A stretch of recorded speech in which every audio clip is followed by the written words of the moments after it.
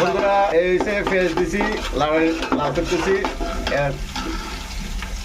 আর বন্ধুরা এগুলো হচ্ছে ফুলকপি, এগুলো খুব মজার ফুলকপি।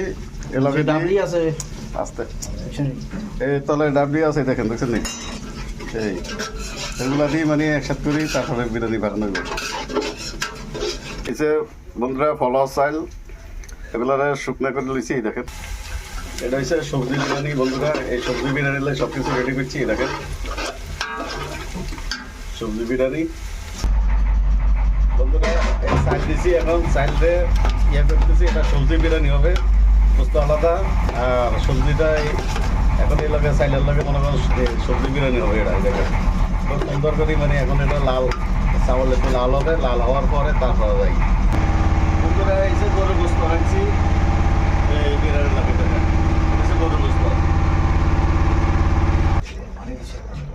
এখন পানি দিছি। বন্ধুরা দেখেন সবজি বিরিয়ানির লাগে এখন পানি দেওয়া হয়েছে চাইলের লাগে। দেখেন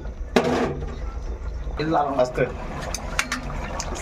এই যে বন্ধুরা দেখো এই যে সবজি বিরিয়ানি দেখছো, সবজি দিয়ে দিচ্ছি এখন পোলাও চালের লাগে। এখন লাড়ি সুন্দর করে ঢাকনা দিতে দিব।